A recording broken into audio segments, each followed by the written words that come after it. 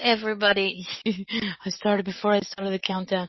Yeehaw! 3 points of light, and we're shining bright.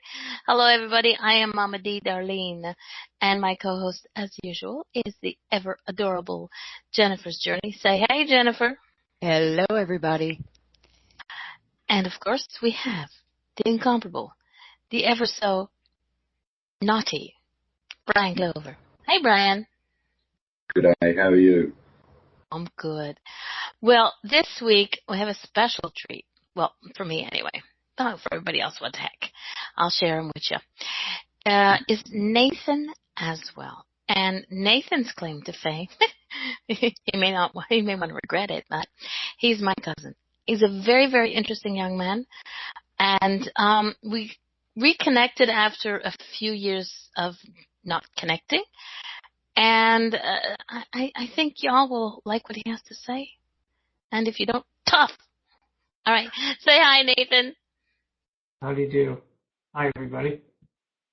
Pleased to be As here. you can see, Nathan, this is a very relaxed. There's nothing, there's no order to anything except the fact that I get to kick Brian out and mute him every so often. That's the only order that goes on in here. Okay, Nathan, tell everybody that's in the chat room a little bit about yourself. Well, let's see. Okay. I'm originally from Montreal, and I moved to Vancouver in '92. As I was just saying to Brian, music has been pretty much the force in my life. I love to tell this story. My earliest musical memory, my dad was a singer. Well, he had a day job. He was a telephone repairman for Bell Canada, which was the big phone company in Eastern Canada. But he also liked to sing, and he was also what they call a weekend warrior. He would play in bands on the weekend. I never knew that.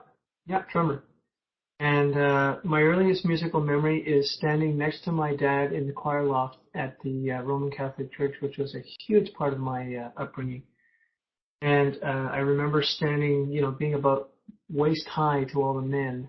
And I will never forget two things. The sound of being in the middle of all those men, the sound the men were creating, and literally feel like I was also in the middle of the community. And I just realized, like, within the last, 5 years or so, I thought, that's pretty amazing, because those two things, music and community, have been the two big threads in my life ever since.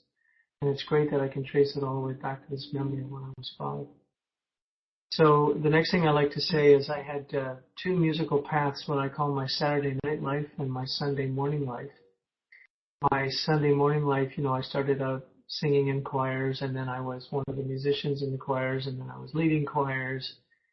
And meantime, on Saturday night, I was doing what every other adolescent kid did. I was, learning how to play guitar and bass and singing in rock bands and all that stuff. And, initially those two tracks were very independent of each other. And of course, over time, they became more and more intertwined, with me playing with people on Sunday morning I'd be playing with on Saturday night, and vice versa. And long story short, after many, many years of supporting other people and playing in all kinds of different bands, I finally realized that I had some things that I needed to say. So I put out 2 albums, one in 2007 and one in 2013. And I describe what I do as conscious pop. I've been a musician for over 40 years, and so I draw on all the styles that I am familiar with. And what unifies what I do together is the message. It's not religious. It's not denominational in any way, shape, or form. It's it's about wanting to inspire and encourage people on their way, whatever that looks like. And yeah, well, that's enough for now. I'll leave it there and then see what you guys have to say about that. Good day, Okay. Daisy. Welcome to Miss Christy, Who, and Diane. Yes. Good morning, Diane. Hello, Christy. Okay. I can remember the church. I think I went a couple of times with my dad. And the only name I can remember was Reverend Itchy Bottom. I don't remember his name, but that's what Daddy used to call him.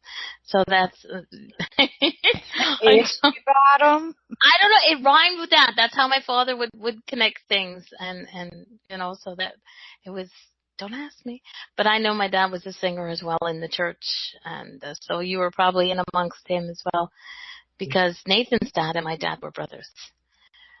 So that's where our connection is. It's sad. So, My dad changed. My dad was raised Anglican and became a Roman Catholic so he could marry my mother. So I don't think your dad and my dad ever sang together, at least not to my knowledge. I mean, if they did, it was somewhere else. It wasn't in the church I was in. probably in Nanny's house. Yep. Auntie Barbara's house. When you moved, okay, why did you move from Montreal to Vancouver? What did you go there? Because I was born in the late 50s, and I loved growing up in Montreal. To this day, I think I consider myself very blessed to have grown up in the midst of two different cultures that I saw as really. I love the interchange between the two of them. You know, the joie de vivre that I got to experience growing up in Montreal, nobody else in Canada understands. And I remember I remember being told that Montreal is a very European city. And the first time I visited Europe in the mid 90s, I felt completely comfortable walking around, a lot of places in France and Italy, and I thought, okay, I get it now. There's a sense of history and a sense of joie de vivre in Montreal, which does not exist anywhere else in the country. That said, I got really tired of the political nonsense, which really kind of came to a head from the late 70s on when the separatist government came into power. And I thought, I just don't see myself growing old here. I don't want to be in the middle of this. And at the time, it seemed to me that nobody outside of Quebec, it's very different now, of course, but at the time it seemed like nobody outside of Quebec knew what was going on musically in the English-speaking world inside of Quebec. So I thought, I think I should probably get out of here and go somewhere else. And Toronto never felt like an alternative. I love visiting Toronto. I have many ex-Montrealer friends who live there, but it never looked to me like a place I would want to live. I need to be near water. In fact, I think I can thank my mom for this, that she planted that seed in me when I was a kid. My mother is from the Gaspé Coast. Those of you who don't know where that is, that's basically the part of Quebec that juts out into the St. Lawrence and then ultimately the Atlantic Ocean. She was right at the edge of that. So I think I got a real taste for the ocean way back then. So there was no choice for me but to come to Vancouver if I was going to be anywhere else. So Vancouver for the ocean, and Vancouver to kind of be in a place that I perceived to be less politically tumultuous. Well, it's in some respects, Quebec still has its difficulties with the English music, but it connects more to the American music than it will when it comes to the English style than it will with the Canadian, because I'm still in Quebec. So yeah, but sorry, go ahead. I was going to say my sense of what I say to people is, it's the squeaky wheels that get the grease. So you hear about the extremists and how they feel, but my experience is that everyone is there. You have an Anglophone parent, a Francophone parent, and bilingual kids. Everybody's there because of that wonderful interchange of both of those cultures. That's my sense. Maybe it's different now, but that's what I would say. It is. I still think we still have a ways to go because I personally believe that everybody should have both languages. I was lucky enough to have parents who spoke both languages. My mother was Francophone, English, French, Franglish. And we learned to speak the French because they would used to speak my mother and father would speak in French to hide what they were talking about, our gifts. And we would learn to speak French very quickly so we could understand what our gifts were. And I knew where to find them, and I could open them up and close them back. I was the bad girl. But so yeah, Quebec has its great French culture. I wouldn't trade it for the world. I lived in Ontario for a few years. Great place to visit, but I couldn't live there. Though I do have family and friends out there. Nell is one of them in Ontario, and great people, but it just wasn't for me. There was too much, I don't know. But so yeah, I love Quebec. I don't know where else I would be if it wasn't here. Somewhere hot. There's no snow. Yeah, well, that was nice too. I don't miss the snow. And of course, this year has been crazy. This is the first year in all the time that I've been here that there's been snow past January. So it snowed here after March 1st, and I remember looking at the window and going, seriously? I know, it's old God. man winter and little miss spring having a discussion. Vancouver's looking a lot like Vancouver now. It's already getting quite mild. Okay. And okay. So when you moved to Vancouver, what was the first thing that you did? What was the first thing that I did? Well, I was. Where did you connect to find that? Where did you go to find that connection that made you grounded, that made you stay there, that made you say, "This is it"? Well, that's a very interesting question, because when I came here, I was very naive. What sparked my coming here, the event that really kind of planted the seed in my mind, was in October and November of 1990. I was in a band in Montreal called the Puritans, and we were, getting quite a name for ourselves around town. We had formed in '87, some buddies of mine, and we ended up kind of on a lark entering this Best Original Band contest sponsored by Labatt Beer. And much to our surprise, the process was, I think there were 10 cities involved, and bands were submitting recordings, etc., to these radio stations across the country. And then there would be live events where the bands would perform, and some judges would choose the best band. Mm-hmm. And so we, amazingly, and it's so subjective, but amazingly, we ended up being the band that was chosen to represent Quebec. There were 5 bands in the end, one from BC, one from the Prairies, one from Ontario, one from Quebec, and one from the Maritimes. And they flew all of the bands out to BC, and the final contest happened out here in Vancouver. And I remember very clearly, coming back to something I said earlier, that nobody was speaking about Montreal. It was like Montreal didn't exist. Mm-hmm. That had made a profound impression on me. And so when I came out here 2 years later, I naively thought that the contacts that I had made through that contest would just open all kinds of doors. I literally thought, I land in October, and by November I'll be on tour with Sarah McLachlan. I thought it was going to be like that, just sort of snap my fingers and be away at the races.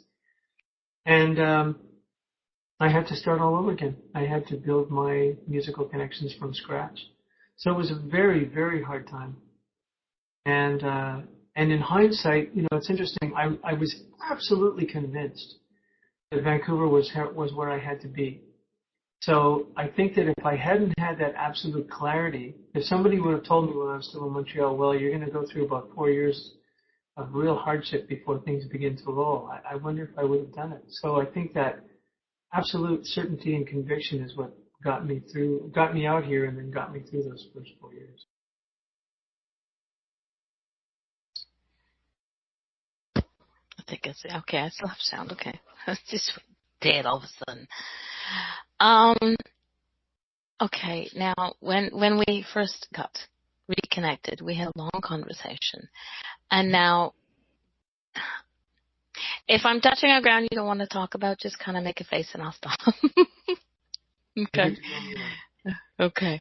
When you were growing up, your name wasn't Nathan. No, it wasn't. So, no, I'm happy to tell that story. It comes back to my Roman Catholic upbringing. Being part of the church that I grew up in was my whole life. It wasn't only my belief system, but it was also very much my community. In fact, around the same time as the memory of me singing with my dad in the choir loft, I have this wonderful memory of standing in the choir loft on Christmas Eve. Now, this is back in the days when there were midnight mass. Midnight mass is when you had to get tickets. If you didn't get tickets, like the church was packed. If you didn't get tickets, you didn't get in. It was, that popular. And I remember at the end of the service feeling like just my heart bursting with joy because I was in this incredible place where my entire world was.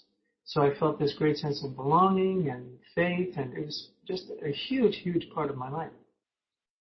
And that stayed with me all the way up until my early 20s. And then for various reasons, I got into my early 20s, and I thought, no, this picture of reality is too confining. There are way too many people left out of this picture. Mm-hmm. And I thought, I need to go and explore what's outside of this reality that I have grown up with. And a dear friend of mine in Montreal coined the term cosmic orphan, which I thought was great. So, seeing someone as being on a solitary journey and yet also being completely connected to everyone and everything at the same time. So to that end, I was exploring all kinds of stuff. And I remember the very first thing that I did, I remember this like it was yesterday. I decided to go to a palm reader. And of course, Mm-hmm. somewhere along the line, I had learned that, doing that kind of stuff was the occult and was Satan and all the rest. So I had some fear around it. And I remember waiting to have my appointment with this woman. It was about 9 o'clock in the morning. And my imagination was starting to run away with me. I was thinking, wow, nobody knows where I am. What if something's going to happen to me? What if something weird happens? And then I just said this simple prayer. I said, if I'm supposed to be here, just give me a little sign that I'm where I should be. And almost immediately I had this wonderful sense of calm and peace come over me. And the reading with the woman was fantastic. It was a wonderful sharing. She was open-hearted, told me a lot of incredible things. And so that just opened the door to me saying yes to a whole bunch of experiences. So when I first came to Vancouver, I naively thought that, some of the stuff that, some of my own baggage, personal baggage had been left behind. And of course, the joke is after 6 months or 9 months, I realized, well, all the stuff I thought I'd left behind managed to make it into baggage with me. So old concerns or old hang-ups or old limiting beliefs, whatever. And one of the musicians that I met within the first year of me being here was this fantastic blues guitarist who had changed his name. And I was very intrigued about that and found out that he had changed his name with through an organization based in Western Canada called the Cavallarians. The Cavallarians are an interesting group of folks. They are a mixture of Eastern philosophy and numerology. And I was curious about it, so I did what they call, I had made for me something they call a name report. So people at this organization will take your name and they will numerologically evaluate it and tell you a bunch of things about yourself.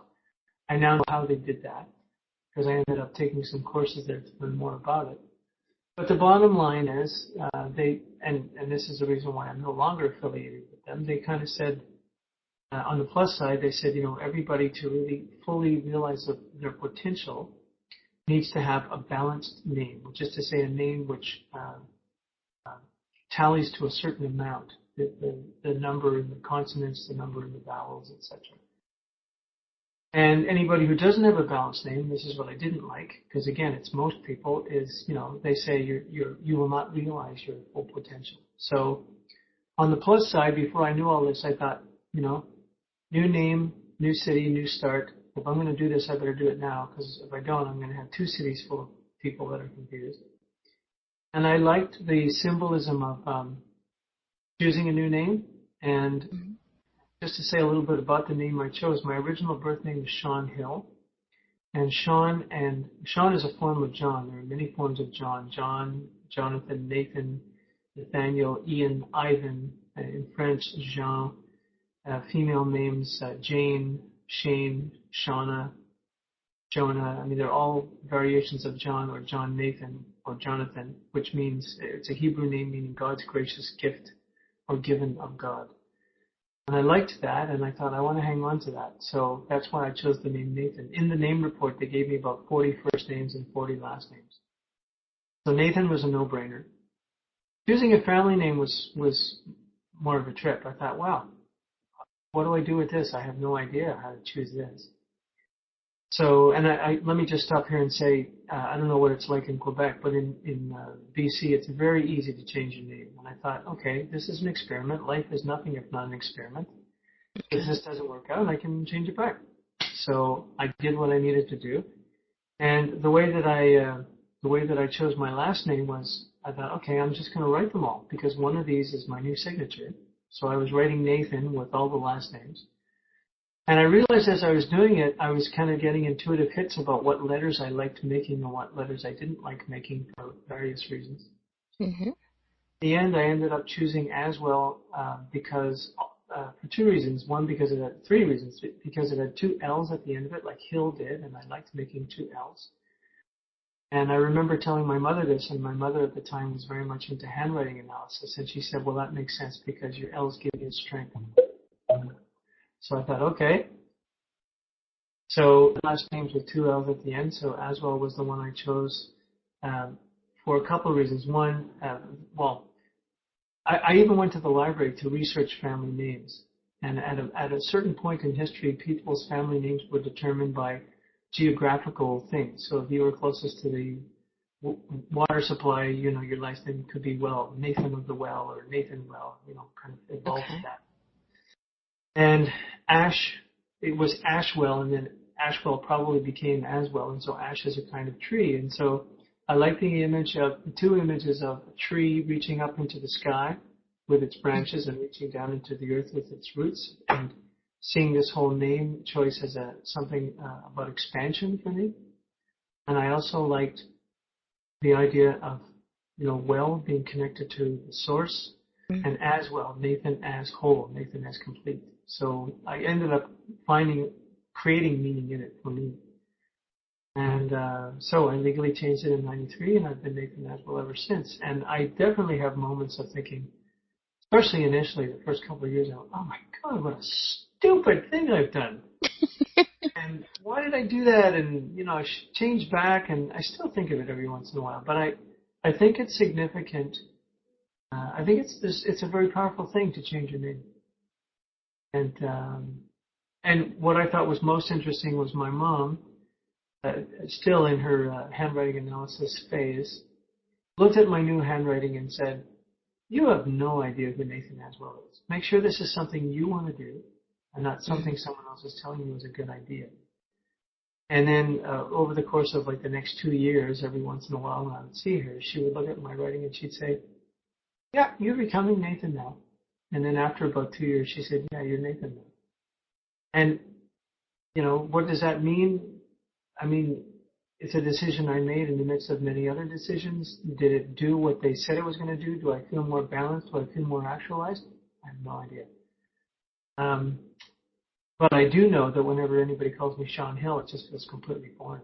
It just feels like they're speaking about somebody else.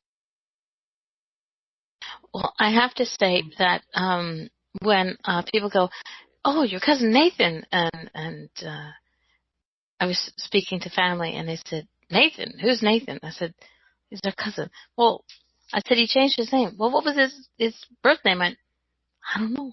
I just know him as Nathan. I just know him as Nathan, and it fits. It's comfortable.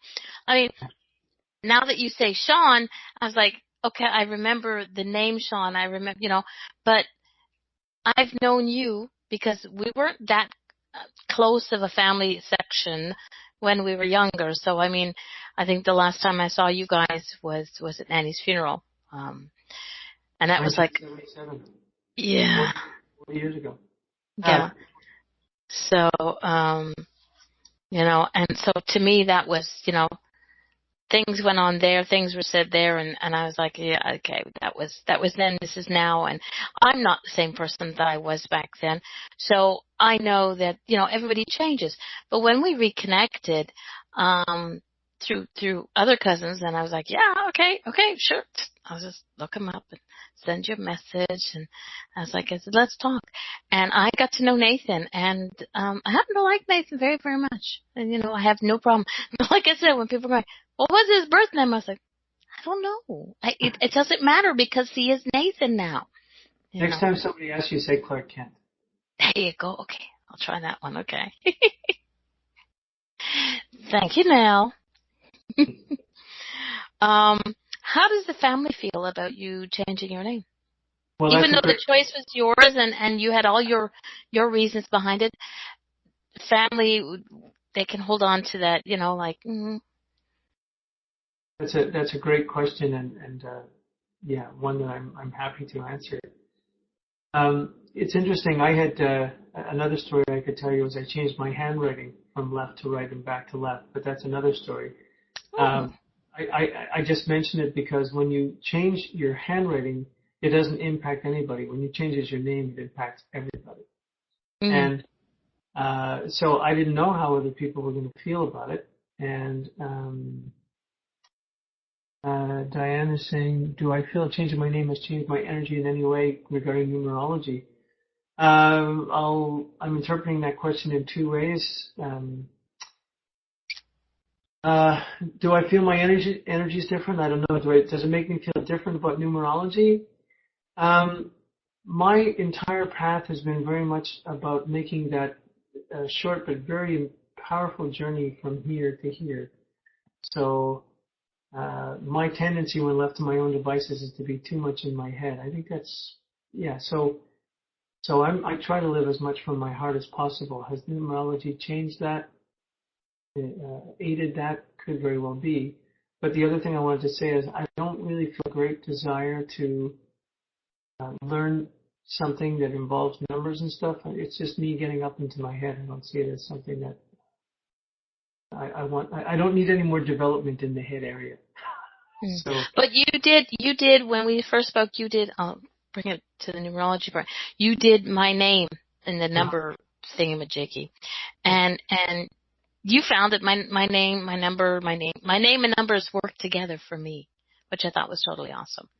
I mean, yeah, in particular, I think there's good in everything, right? Mm-hmm. And that's what I'm trying to focus on. That's why I consider my belief system at this point to be this tapestry. It's like it's a taste of that and it's a smidgen of that. I'm trying to find the good. And of course, there's good in everything. And so what I liked in particular about my experience of numerology, the Caballerian thing is not quite the same as when I have a conversation every once in a while with someone about numerology. Their perception is similar but different to mine. So I'm no authority. But everybody's different. I've learned this, that even as psychics, as mediums, as numerologists, as palmists, as whatever, everybody, as Nate, Eric, who's not here, he always says there's no wrong way to connect to spirit. There's just different ways. So that's your way of connecting with the numbers is just different to somebody else's. And whether you do the long division or short division, it doesn't matter. It's still, So what I was going to say is the positive aspect that I liked about the Caballerian take on numerology is, and anybody who's listening can do this, is reducing the day of your birth, the month of your birth, and the year of your birth to one single digit. So I'll use myself as an example. My birthday is September 7th, 1959. So September is the ninth month. 7 is my day, and 1959 reduces to 6.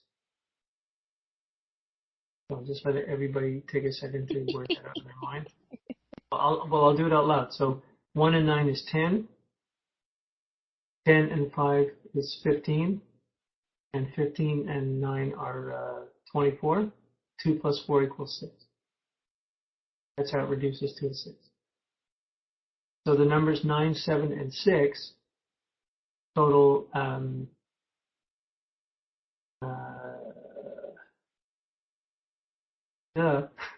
it's just my brain isn't thinking. I'm used to doing it in so many different ways. 22. Which is a 4. 2 plus 2 equals 4. And 4 is the number of attention to detail, which is completely who I am. Mm-hmm. So to say a little more, in the Caballerians say that you are under the influence of each of those numbers in different phases of your life. So from ages 0 to 27, you're under the influence of your month. From 27 to 54, you're under the influence of your day number. And from 54 to the end of your life, you're under the influence of the year number. And so for me, and the most important of those three is the middle one, the day of your birth. So 7 is the day of my birth, and 7 is the number that's related to all things spiritual. So I have a profound interest in system and order and structure in a very spiritual way, which is completely who I am. And the other thing I'm noticing is, I'm 57 now, and so in the last few years, I've just entered into that last number. So I've moved from being under the influence of 7 to the influence of 6, and 6 is the number of stability. And I can really feel that after this. I've had some very tumultuous time in the last couple of years. I'm really feeling myself entering this much calmer, peaceful, powerful place. So that's what I like about it. I like having that information to help me along my path in a positive way. And regardless of what your birth path is, everybody's those numbers all reduce to one number between 1 and 9. And Okay, so each of the numbers has a particular quality, and they're all positive. You can't have a negative birth path. Okay, so from 0 to 27, you follow under your birth month. Yes. Okay. So for me, that would be 11. And from 27 to 53, did you say? Remember, did you say? 11. Yeah, so 11 reduces to 2. 1 plus 1 is 2. Okay.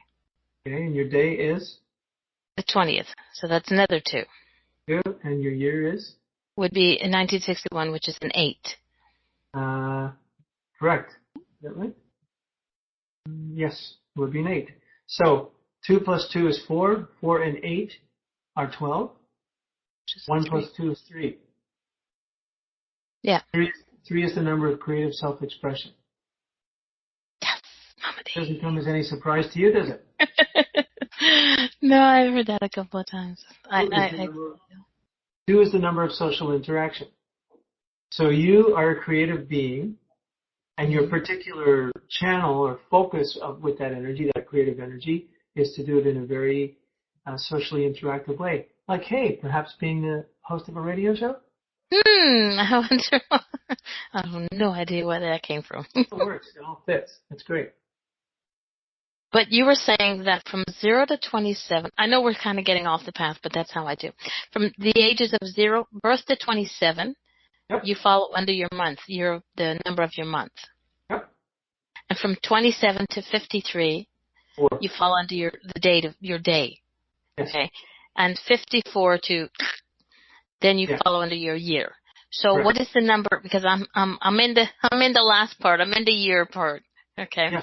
So what does the number 8 stand for? 8 is the number of leadership.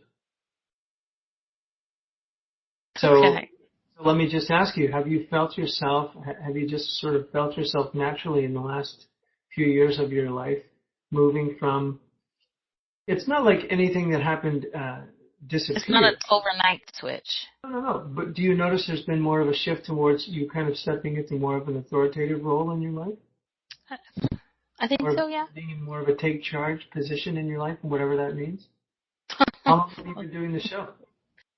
Well, as I say, I came out of my spiritual closet in 2012, and I started my shows just a little over a year ago.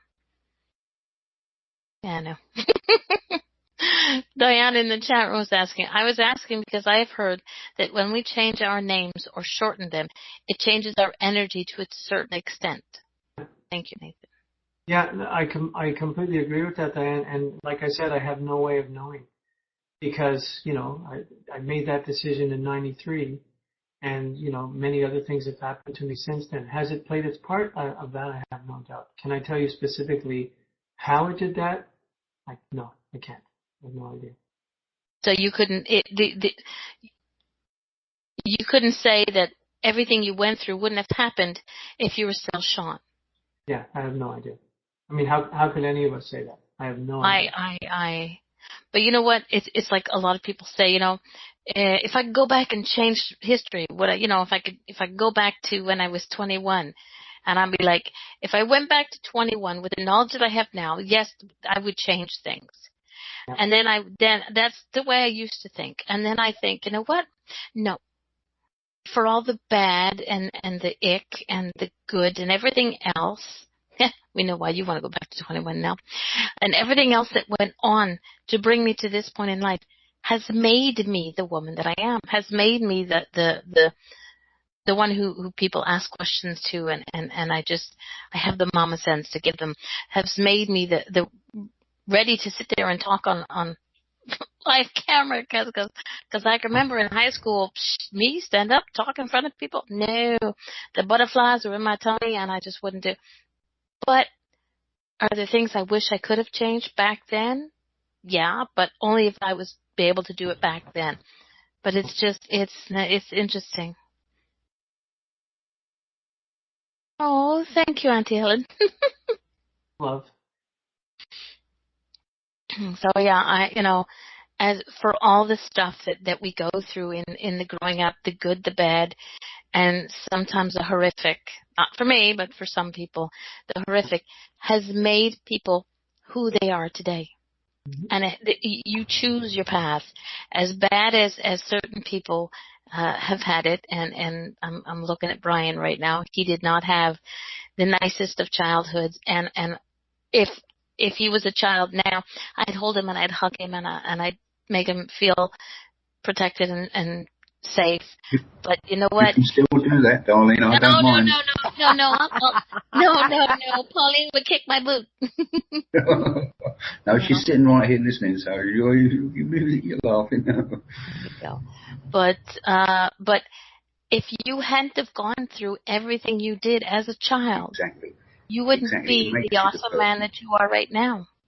Exactly. So. But the thing being is, you don't realise exactly how much it impacts you until you get older, because I've always felt that the way things went for me was exactly how it was meant to be. That was really what I signed up for when I was first conceived.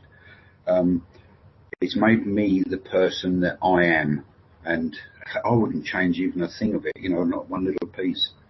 Mm. Well, I think everybody eventually learns to see that, because I have to admit that, that at some points in our lives, I was just, oh my God, if I could go back and just change just this one thing, my life would be so much better. But we don't realize it then that made each person, everything each person goes through is, who you fell in love with, who you fell out of love with, your friends, what street you lived on, and that is what God gives us. That is what gives us the God strength we have, Nathan. You look so great. Yes, he does, isn't he? Proud mama. Well, hey, he's my family. He's my blood. He's gorgeous. My mom's saying that because I speak to her by phone every week, but she doesn't get a chance to see what I look like. So. Aw. Well, we'll have you on more often so that Auntie Ellen can come and see you more often. We should get her hooked up with Skype.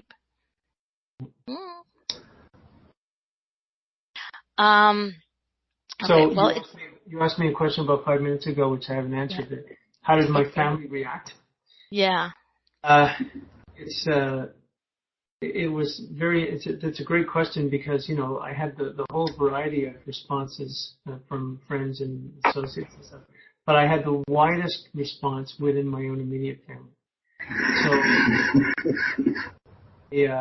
my youngest brother Todd, I consider him the other artistic bookend in the family. I'm the oldest, he's the youngest, and he said, "Hey, I'll call you whatever you want to call yourself. I love you, whomever."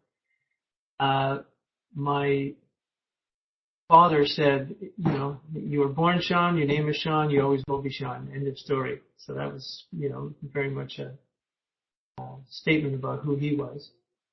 And my mother initially kind of said, "Yeah, sure, that's great." And then I remember some time went by, 2 weeks, a month, whatever, and she called and she said, I'm really struggling with this. And then I think what really helped her was being able to have a conversation about it from the hand analysis perspective. I think that really helped it to make sense to her, because I think, let me say what I was going to say, because it was this next point was so clearly articulated on my sister's part. My sister wrote me this scathing 4-page letter asking me why I had decided to join this cult, and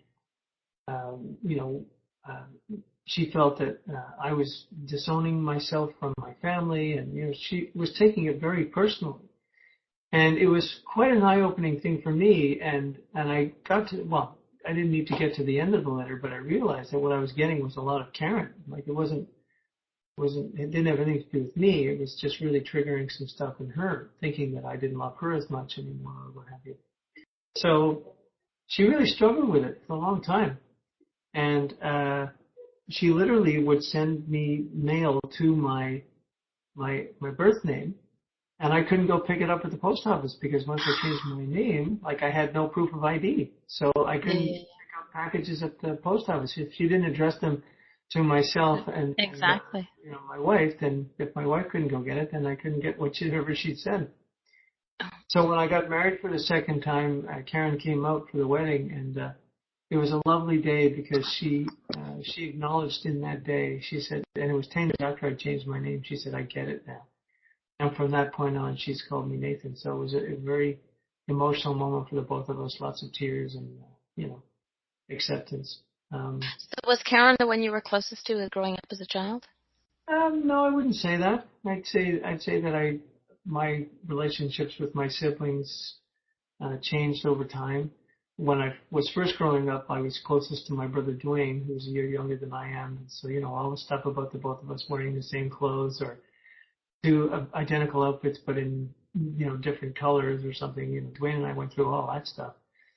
Todd was 4 years younger and Karen was 2.5 years younger. So we had a connection, sure, but a different kind of connection. Different levels, yeah.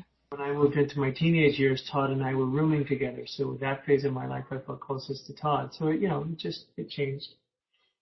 Anyway, so yeah, it was quite interesting to get the entire gamut of reaction. And Dwayne, he didn't seem to care either way either, but he would always call me John whenever I spoke to him. So, but over time, it all changed and it's all fine. But the story I love to tell the most, the last thing I can think of sharing about all this, the story that just makes me laugh, is I have a close group of musician buddies in Montreal who started calling me Shanae. Well, Shanathan. The joke was, no, Shanathan, because the joke was, they'd start with my old name and then they'd remember, and halfway through my old name they'd say the new name. So I became known as Shanathan to this whole crew.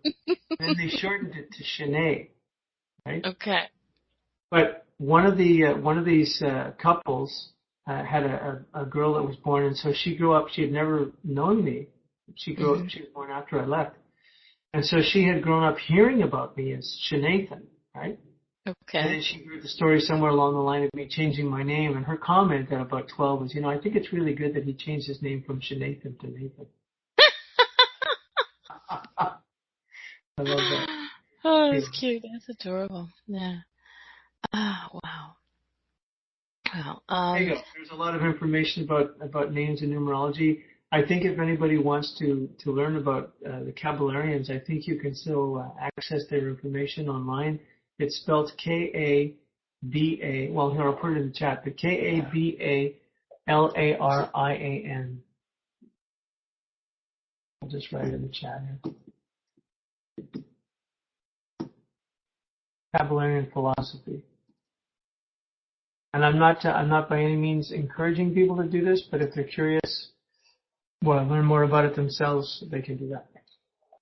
Well, this is the thing about this show. Hang on a second. I'm going to put the link into the chat room.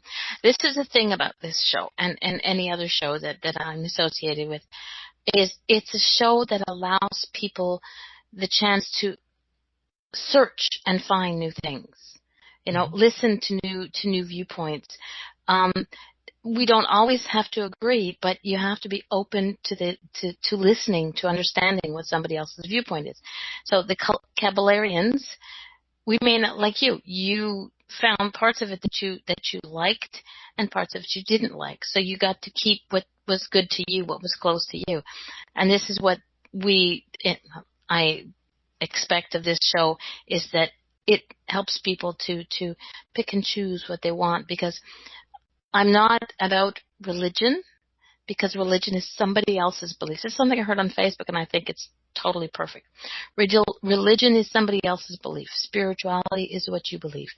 And for me, spirituality, I've taken, I was born and raised Catholic because my mother was Catholic. My father was Protestant, so I got some of that. I'm opening to listening to other people's ideas and what they grew up with. And, one of my very best friends, she's Muslim, but she is open minded. I knew nothing about Muslims, but she shared some information with me, and I was like, oh, okay. But I've always been of the mind that, when they this is probably going to have some people going, ooh, where they ban the burqa and the stuff like that. Some choose to wear it for religious reasons, and some choose to wear it because it's what's expected of them, and some choose to wear it because it's what they want to do. And when they start saying that you cannot wear this in public, that's when this woman will put one on just because you told me I couldn't. That's the way I am. Don't tell me I can't do something. I'm not allowed to do something because you can't agree with it, or the general, a majority of somebody decides that they don't like the way things are. They don't like the differences. I like differences. I think differences is an awesome thing, and it makes us, So the Kabbalarians, like you say, may not be everything, that everybody wants to believe in, but it might be something in there that somebody will say, that's interesting and that fits. So Nell says she picked from different religions and came up with one, her own. To break in on this, to be quite honest, I've never had a religion at all. My parents were not religious in any way. They just believed that you sort of plod on through life, and that's the end of it. None of the family at all. The Clover family were very large. There was 5 sets of twins. It was just absolutely unreal. But the thing being is that none of them at all were in any way religious. Whether it was because we lived in London and, during the war, it changed a lot of people. The bombing there was, beyond belief.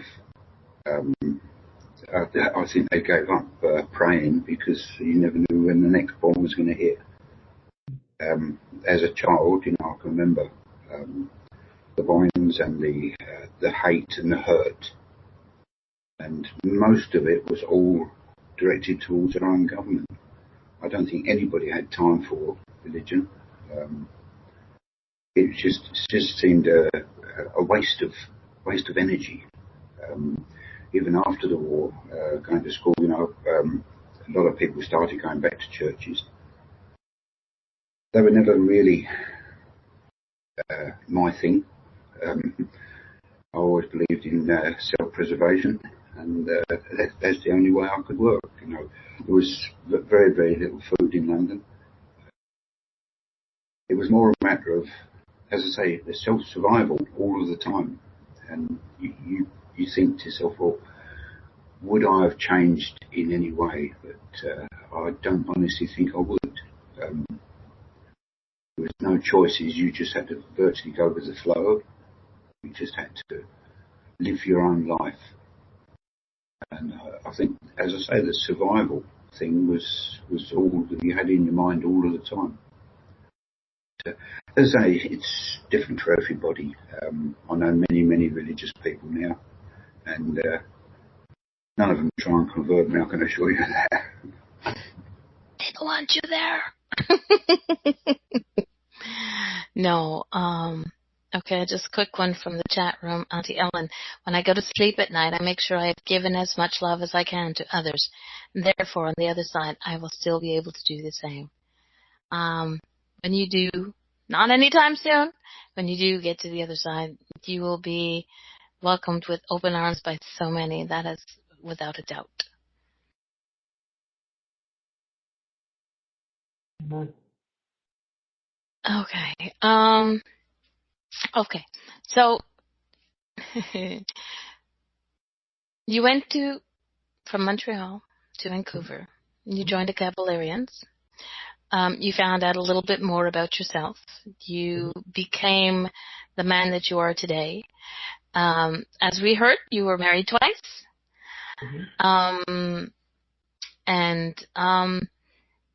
Where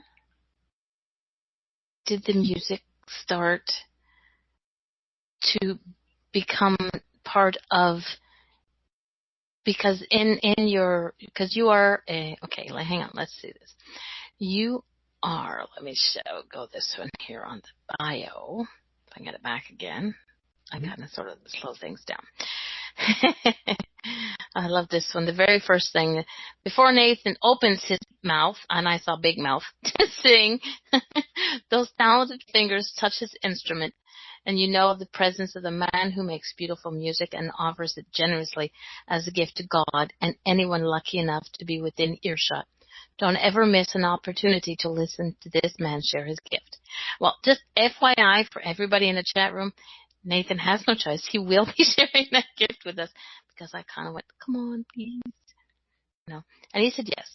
But what is it that everybody on your site connects your words with your coaching, and the title of this show was Letting Go, because we all hold on to so much. I thought that was the perfect title for this show, Letting Go, because we all hold on to so much stuff, and you can spell it STUFF or SHIT.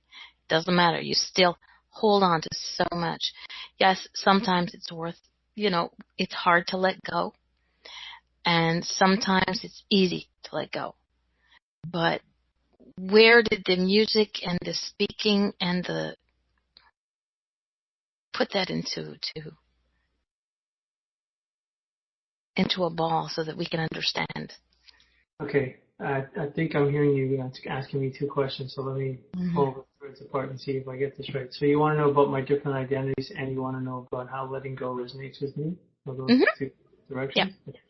Okay, so let's talk about the identities first. On my website, I describe myself as a recording artist, a speaker, a coach, and a podcaster. So music has been my life. I think I did my first professional performance when I was 16, but music took over at the age of 14. So I consider myself very blessed that I've known since then, that's really what I came to do. There's nothing that makes me feel more alive or more engaged than music. That's still the case. Actually, I'll come back to that statement in a minute. So sometime, I'll say 5 years off the top of my head, maybe it was a little more than that, someone who ended up becoming a very important person in my life, a woman named Janice Stanfield, was a performer. Actually, I guess I should go back one frame before that. When I created my first CD, I thought, okay, this is great. Now I have some music that I really resonate with. What on earth do I do with this? Who wants to hear this stuff? Where is my audience? And what I ended up discovering within that year is there are a whole bunch of people, predominantly American, who are very much on the same page as I am.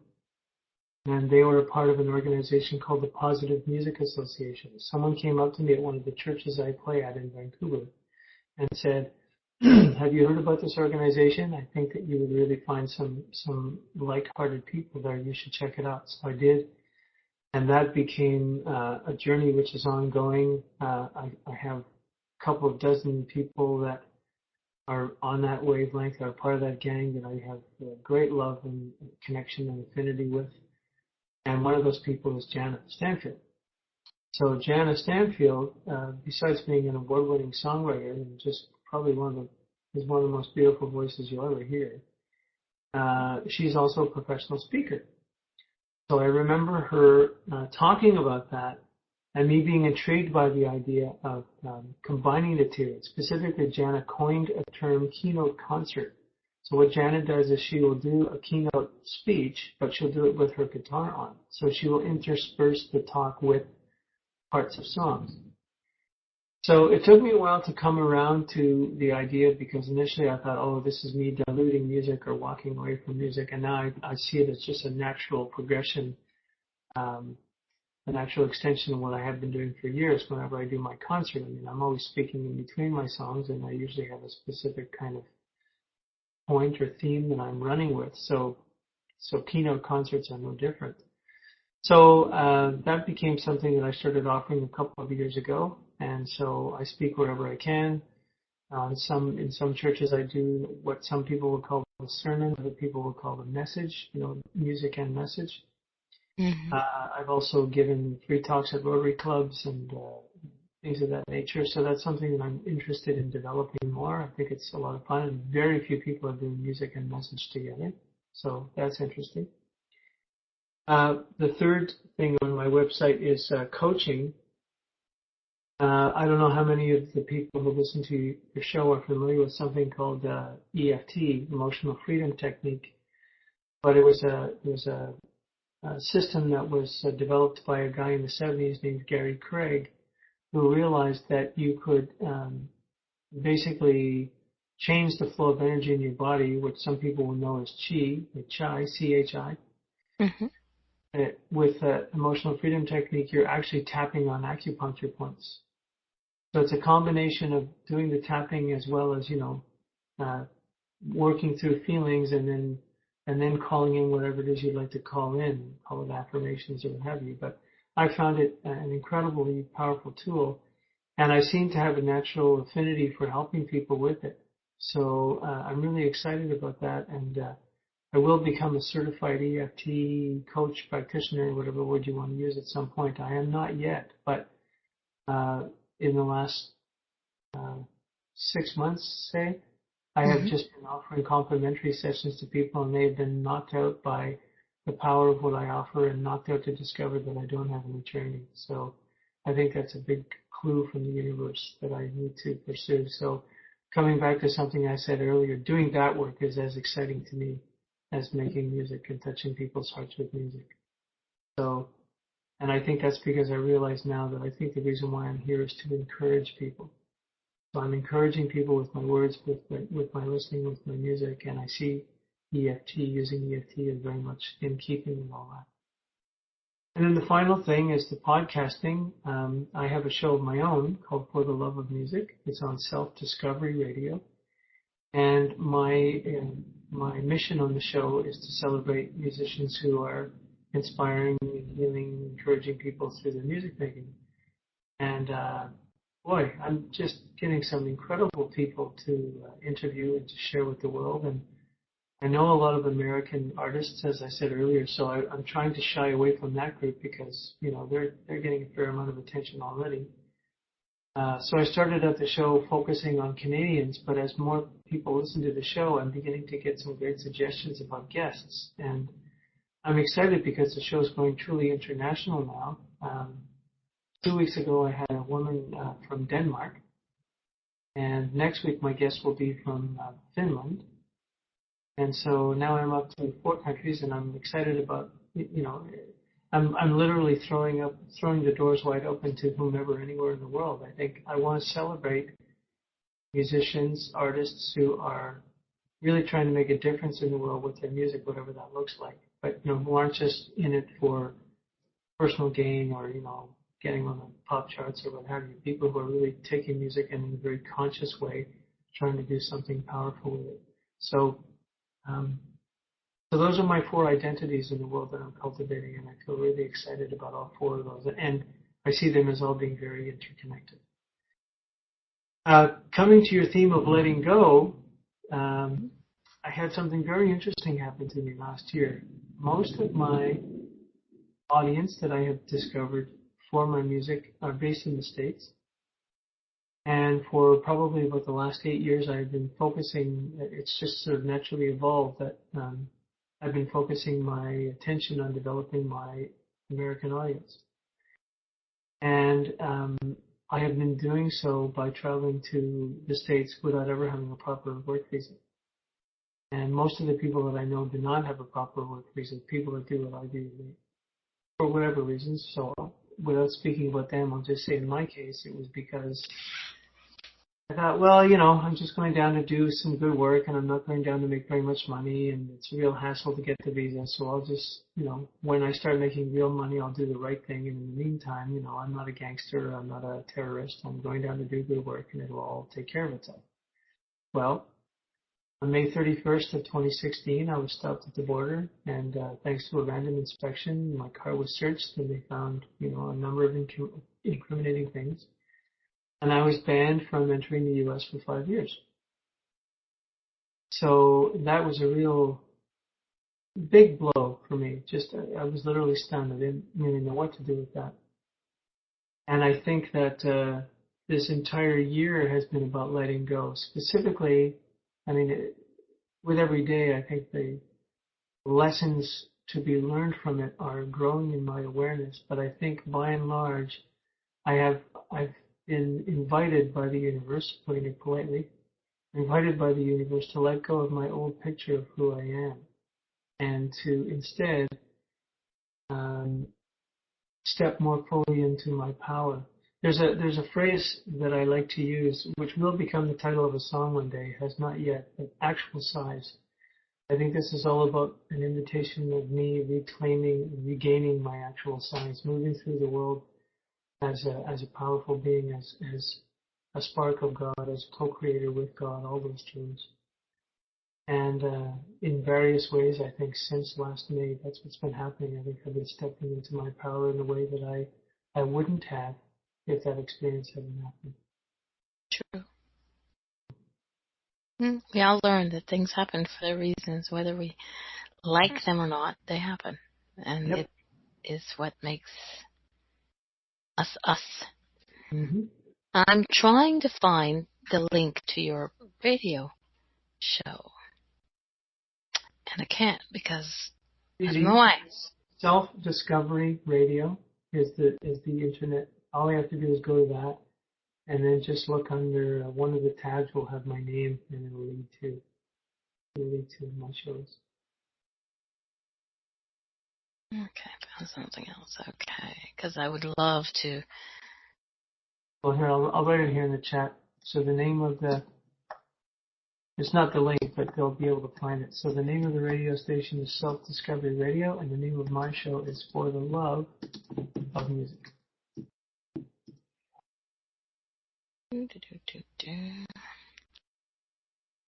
Self-Discovery Radio. There we go.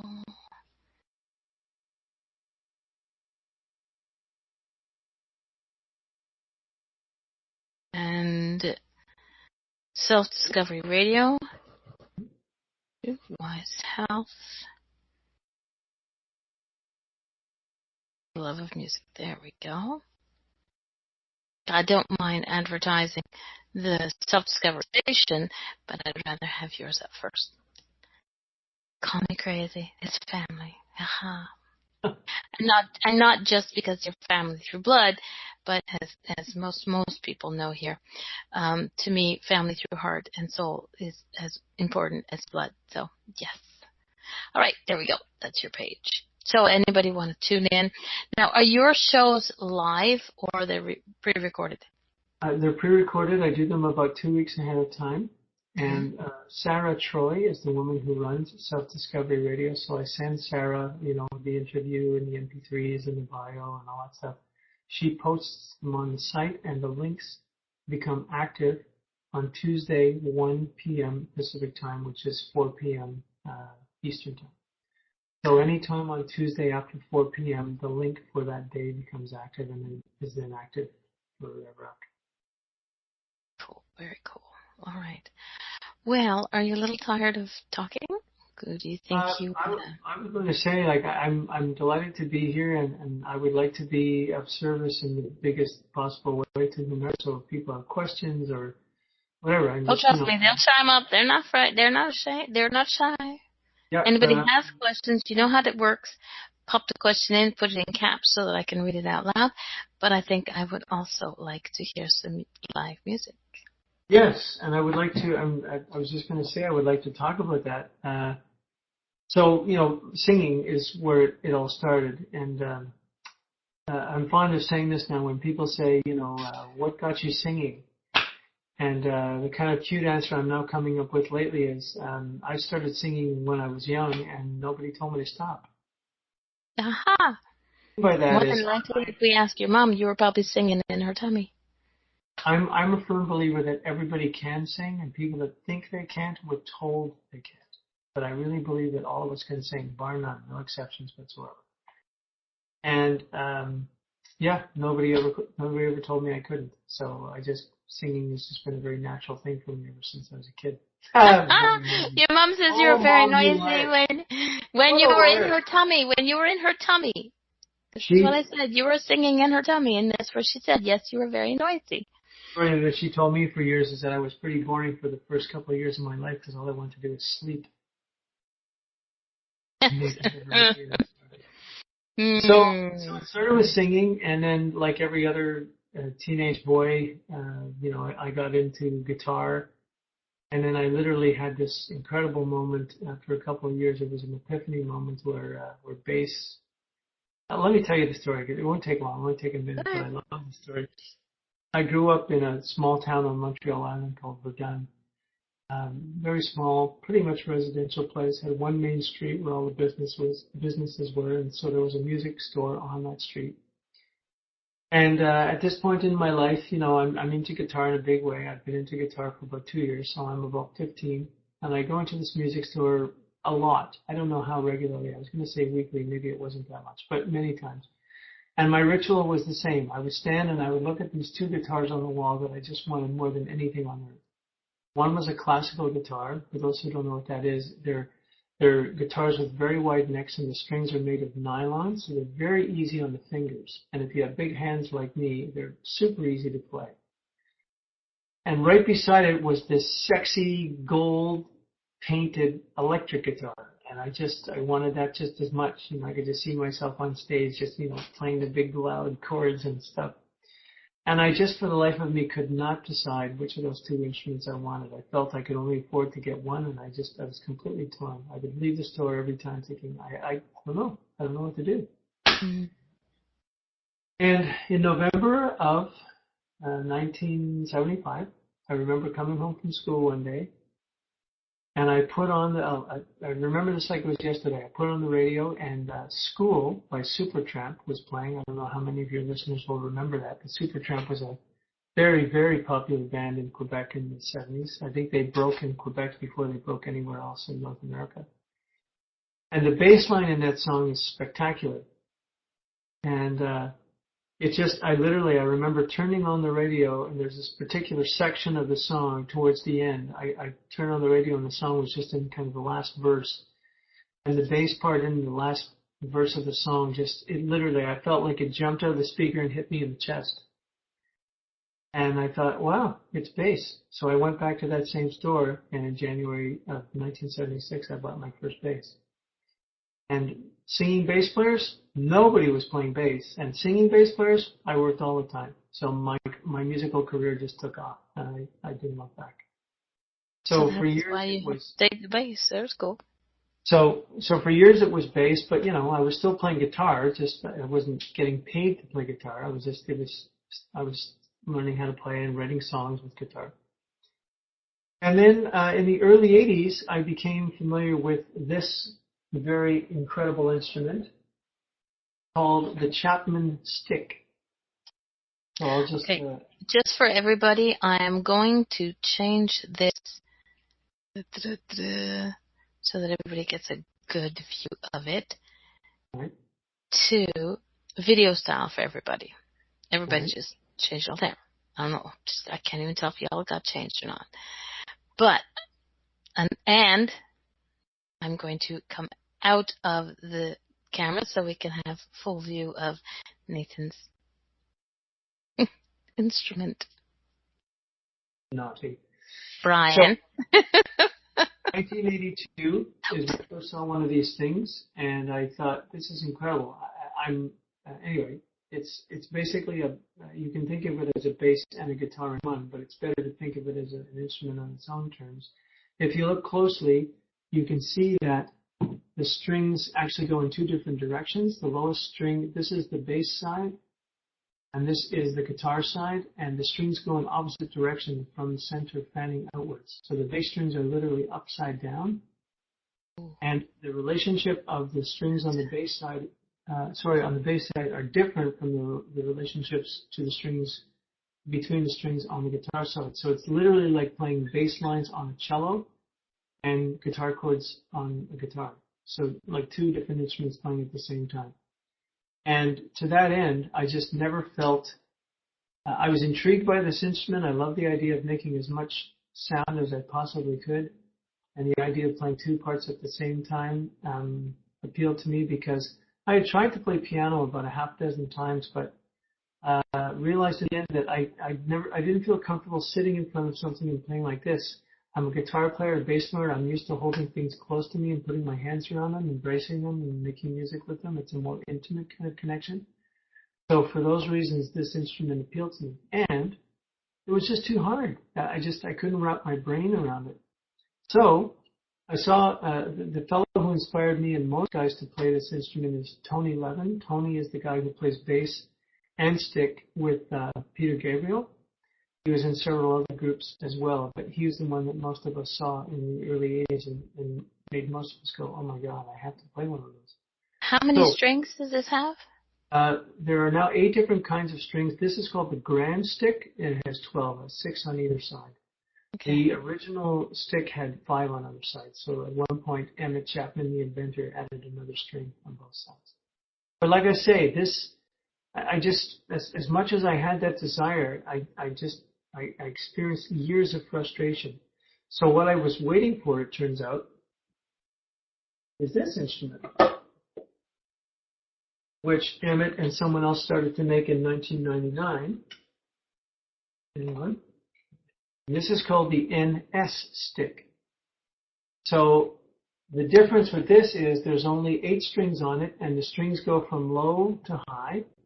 Okay. So it's like a bass with extra strings on the top.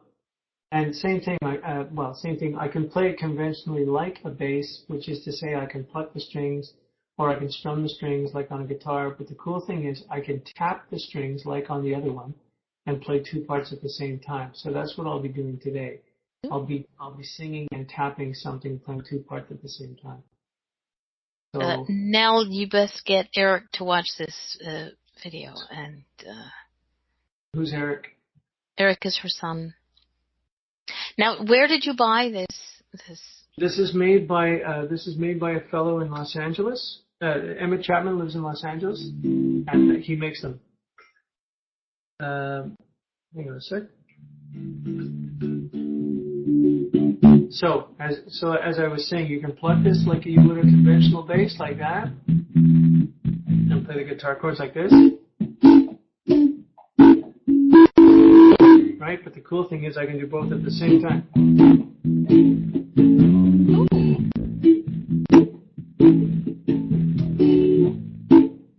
That's my toy. Very nice, very nice. Awesome. So, you'd like me to sing something?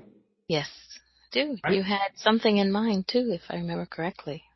There's a whole bunch of things I could play, but this seems most fitting right now. This is the title track of my first CD, Little by Little, and I'd like to dedicate it to everybody who's listening in real time, and to those who will watch this at some point in the future. Little by Little is basically about being inspired by everyone and everything on our path, and just being open to that. The chorus is little by little, bit by bit, I'm getting to the heart of it. Little by little, love is guiding me home. And I very much feel like everyone and everything has influenced me. Coming back to what we were saying earlier, Darlene, about names, everyone and everything has influenced me and helped to make me the person that I am today. So, so with that in mind, I would like to play it and dedicate to everybody listening. Cool. Make sure it's all groovy here. Here we go. Little by little, bit by bit, I'm getting to the heart of it. Little by little, love is guiding me home.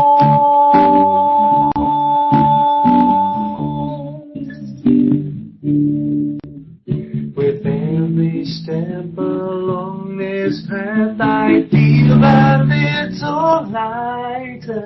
With every lesson that I learn, I burn a little brighter.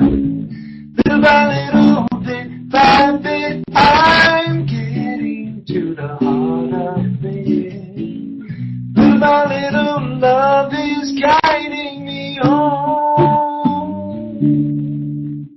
And every soul along this road is like a little mirror.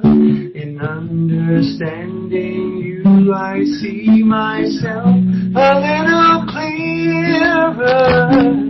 Little by little, bit by bit, I'm getting to the heart of it. Little by little, love is guiding me home.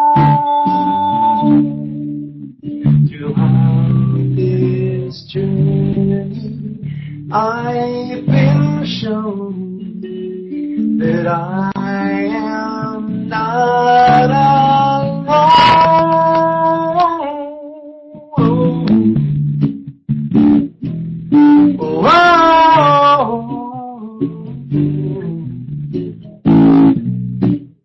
Oh, oh, oh, oh.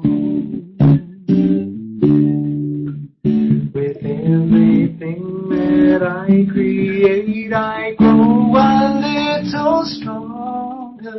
With every triumph on this trek, I'll go a little longer. Little by little, bit by bit, I'm getting to the heart of it. Little by little, love is guiding me home. Oh, oh, oh, oh. Little by little, love is guiding me home.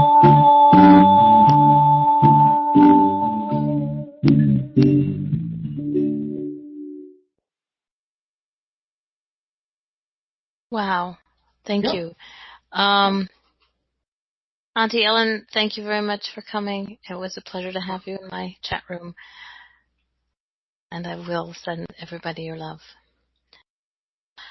Oh gosh, that was good. I was like, that was nice. that was really good.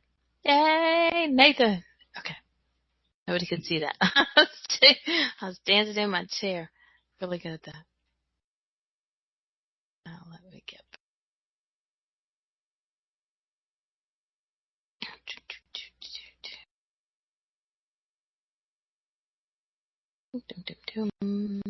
There we go. Yeah. First off, first musical guest. This is on the calendar. All right, and while we were doing that, is copy. If anybody is interested, I'm such a pushy broad, you know me all. That is the link to Nathan's music store. If you're interested in buying his CDs, helping him out, getting the word out, go for it. Plug away. My cousin deserves this. Nathen Aswell is an awesome dude. Interesting instrument, I think. Yeah, Nell, tell Eric to take a look at that instrument. It looks interesting. And it's nice how, like, you know, I've heard bass guitars. I've heard, you know, regular guitars, and it makes a difference where you're kind of sort of doing the 2-in-1. It's got a nice feel to it. So yeah. As I'm fond of saying, it's just about me trying to make as much of a racket at once as I can. I'm sure your mom would agree. My other line is, all I need to do now is have the cymbal surgically implanted in my knees, and I'll be all set. I'll be a one-man. We strap them to your knees. Become one of those French Canadian musicians that's got everything going on one thing, you know, the knees and the shoes and the ding ding ding. Oh God, no, reggaeton, forget it. I can't stop the music. Nothing wrong with it. I just heard it too much, I guess, growing up. Who knows? Thank you very much. That was totally awesome. I'm confused when I'm out of. There we go. I'm back to normal. I like to. Yeah, we've lost Brian. That's okay. He'll be back. Can't keep him away. No, I'm kidding. Thank you. See? I appreciate the intro. His voice is still there. He'll be back. So for those who are interested, the website is stick.com. There are now 8 different kinds of stick. And yeah, lots of information there, lots of audio and video. But yeah, very, very beautiful instruments, obviously created by a man who thinks outside the box. A second, if I can get that link. Stick.com. Chapman Stick. No, just stick. No, but it says The funny part about it, all of my family are very, very musical. Both my mother and father could pick up any instrument at all and play it right from, from never touching one before. And I've got no musical ability whatsoever. I mean, give me a sewing machine and I can make it talk. Cars. You can make it sing. Yeah, this is it, but I think different way. Obviously, the odd one, I'm afraid. So, no musical talents whatsoever. Just don't start singing and proof it, okay?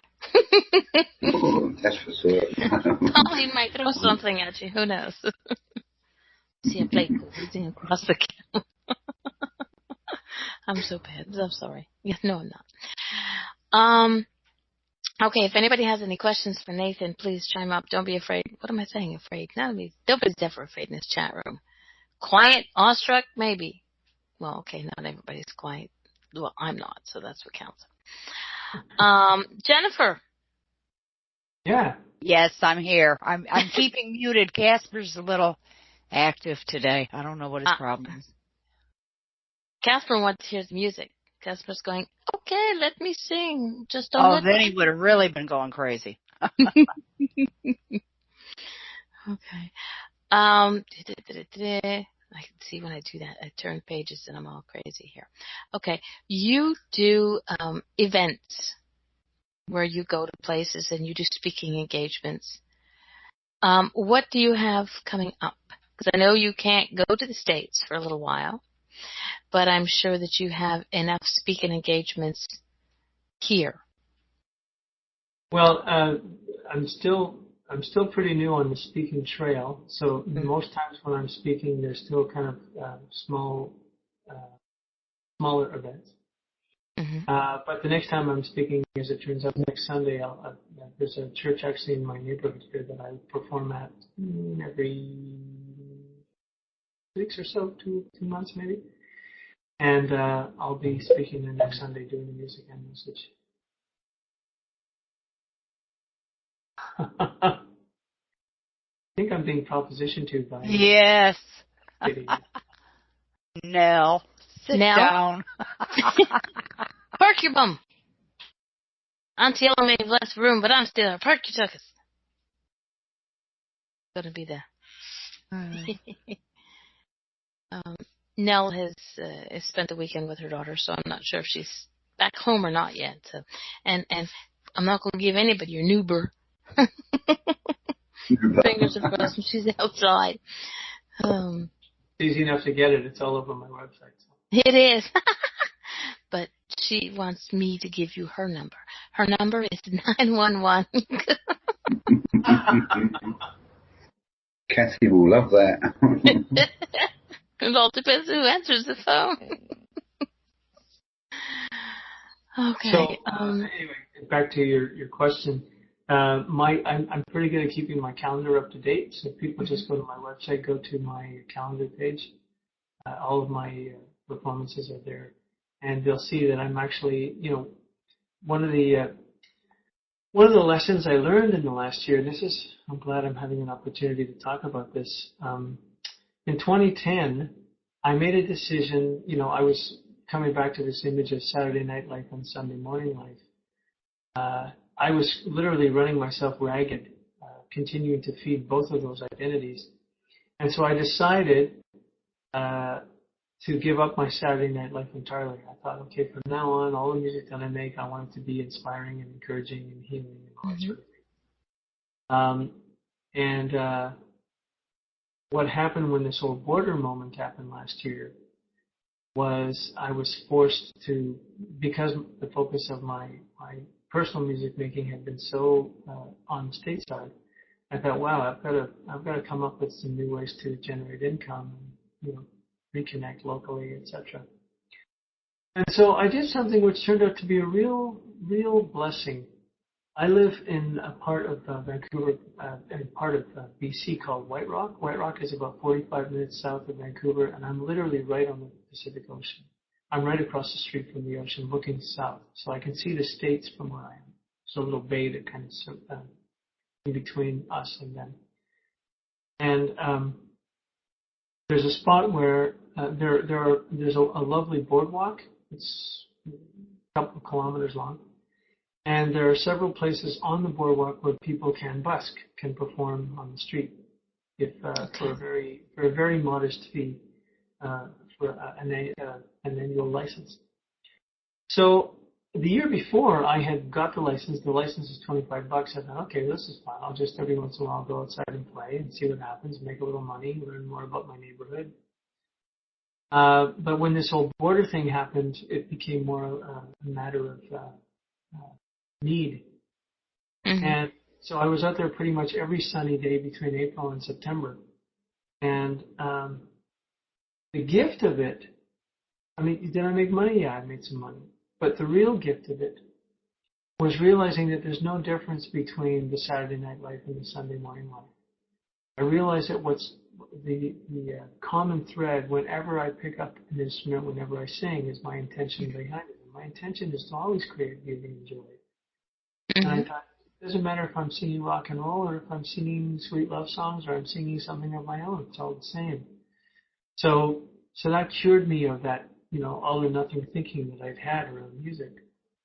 And the more I embraced that, the more I realized that, the more fun I had, the more connections I made with people as they were passing by, and of course, the more money I made too, although that was not my goal. It's just, I ended up enjoying it so much. I mean, as I would tell people that I would have conversations with, this is all happening 2 blocks from where I'm sitting right now. And I would say, what do you think of my office? And I would just point my arms out towards the open ocean. I'm standing there looking out of this, beautiful view of the ocean. I mean, I'm playing underneath the sun out in front of the ocean. It's a spectacular way to spend a season. So to that end, a nice jump ahead several months. The band that I left in 2010 found somebody to replace me, and just last Friday I was asked to rejoin the band. The bass player who had replaced me has decided to move on, and I have been asked to rejoin the band, and it feels perfect to me that this is happening because I still have great love for those guys. They feel like my brothers, my family. And I feel like now it's a way for me to go back into that experience with this new awareness that I didn't have. I did have to some extent, but I have much more now. Yeah. That there's lots of different ways to serve. So. Yeah, because... Go ahead, Jen. I said that's great. Divine timing. Yes. Divine timing. And it's nice because, like you said, you needed that. Oh, we lost Nell again. You needed that. We'll say you needed that break to see to find a little bit more about you, and part of you needs to go back to. Everything's meant to be, isn't it? Yeah, exactly. So part of you needs to go back to. Not only do they need you, but you need them. So it's going to be a perfect fit again. So, very awesome, very cool. I'm picking up really, Nathan, that you're in a, what can you say, transitional period. You really need something that's not going to hurt you, is going to benefit you, and you really want to make a splash. Okay. One little thing about Brian, he is, among other things, he is an intuitive and he is telepathic. Do not let him into that deep, dark corner in your brain. Now that your mother's gone, it's fine, but don't. Oh yeah, I don't broadcast what people are thinking. It's unfair. They know what they're thinking. Why should I? I mean, I did it to Mama. can find out a lot that way. But on the other hand, what does it benefit? You know, I like to be able to. Just like to watch me blush. No, it's more a matter of being able to go into somebody and find out where their biggest hurt is, and once you've found the biggest hurt, smoothen that hurt. You know, that's all I've ever done. I don't like to encroach upon people's private thoughts. It's the same as remote viewing. I mean, when I do remote viewing, the last thing I ever do is to go to somewhere where it could really embarrass that person. So you only, you know, I tend to stick to the outside of people's houses. You know, unless I'm actually invited into their lounge, but I'd never ever. It's personal integrity. You know, you cannot do certain things. I make sure that I do not ever break my own rules. So it's easy.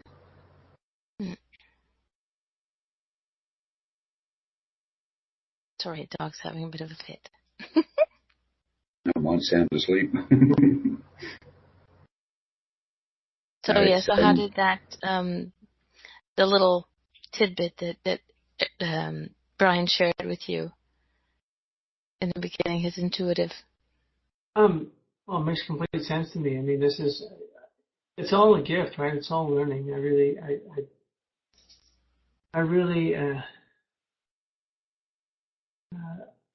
I feel very comfortable. That's not the right place. I completely, my picture, I guess is the best way to say it. My picture of reality is, you know, everyone and everything is a lesson, is a gift, is a mirror to us to teach us something about ourselves, including, you know, this present experience. And, you know, why did this happen to me? I mean, I ask that question every day. In fact, when I was in the experience, I remember this prayer that had been taught to me by a good minister friend of mine. This too is good. This too is God. This too is for me, and I demand to see the blessing in it. And it's all meant to be. Everything's meant to be. People don't realise it, but you know, you plod on through life, and people say, "Well, why does this happen? Why does that happen?" You know, it's meant to be to teach you a lesson, and those lessons are so important. And to come back to something I said earlier, I think in my case it's really about stepping into my own power. Just, there's a way that I have kept myself small for a long time, and this is a real boot in the pants to change that old limited thinking. Mm-hmm. And that's the thing, is we are our own blockade, our own wall. Sometimes it takes a tiny little thing to realize that I'm the one who stood in my way. I'm the one, you know, like we can tell everybody, you know, I didn't do it because so and so I had to do this and I had to do this for so and so. Yeah, we did, but you still needed to give yourself the permission to, you know, go there or wherever the case may be. When you do look back on life, though, you do find that your choices don't necessarily benefit you. But when you look back, you think, well, if I hadn't done this and if I hadn't done that, such and such. It is a way of learning. You know, you just plod on down the middle and do the best that you can. Yep, absolutely. I'm just having a quick change of heart there.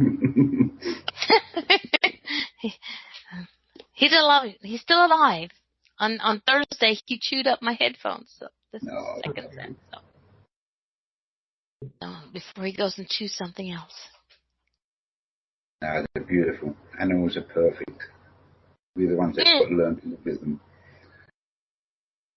Onyx, enough. Keep away from the phone cord. He just wants his attention. Yeah. Okay. Anybody in the chat room have a question or something for Nathan? Otherwise than that, I think we're close to wrapping up this show. It's been, aside from anything else, it's been an awesome pleasure to have you here. And now we can get a live Facebook feed of when you go live with your new group, with your new old new group. and I'll share it. Onyx, enough already. The chew the fingers. Down. Sorry, I didn't understand that comment about Facebook. Can you say that again? Well, when you go back into the group, just make sure that you share the live Facebook feeds with me. I don't know what group you're talking about. You said you're going to go back into the group, the music group? Oh, yeah. Okay. Well, I'm saying that live feed because Cousin's not going to be all the way out in Vancouver anytime soon. So You mean live feed for when we're playing? Mm-hmm. Oh, yeah. I don't know if that'll ever happen, but okay. Why not? If you go into a club. They're usually, whatever. They're usually corporate events or weddings or private parties or what have you. But, you know, I'll see what I can do. There you go. Great guys. All right. Thank you very much, Nathan, for putting up with our silliness and sharing your awesome story with us. And we will stay in touch because now that you're back on my good list. My great pleasure. Thank you for having me along. I feel like I did a lot of talking. That's unusual for me because I usually do a lot of listening. So nope. But that's a good thing. Yeah, that is a good thing. Good thing. Okay. Well, I'm hoping that I'm hoping this was useful to people.